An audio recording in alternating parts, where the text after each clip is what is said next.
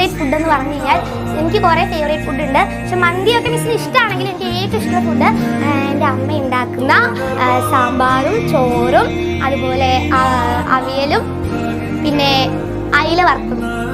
ഈ ഒരു കോംബോ ആണ് മിസ്സിന് ഏറ്റവും ഇഷ്ടം. ചോറും സാമ്പാറും അവിയൽ വേണമെന്നില്ല, അതിങ്ങനെ ഉപ്പേരി മതി, പിന്നെ ഒരു അയില വറുത്തതും. ഇതാണ് എൻ്റെ ഫേവറേറ്റ് ഫുഡ് അല്ലേ. നമ്മളിപ്പോൾ എക്സാമിനറിൽ നിന്നിട്ട് കുറേ ദിവസമൊക്കെ കഴിഞ്ഞിട്ട് നമ്മൾ വീട്ടിൽ പോകൂലേ. വീട്ടിൽ പോകുമ്പോൾ അമ്മ ഫുഡ് ആ കോംബോ ഉണ്ടാക്കി തരും. ആ കോംബോ അങ്ങോട്ട് കഴിച്ചാൽ അല്ലേ പിന്നെ നമുക്ക് ചുറ്റിലുള്ളതൊന്നും നമുക്ക് കാണാൻ പറ്റില്ല. അതേപോലത്തെ അവസ്ഥയായിരിക്കും.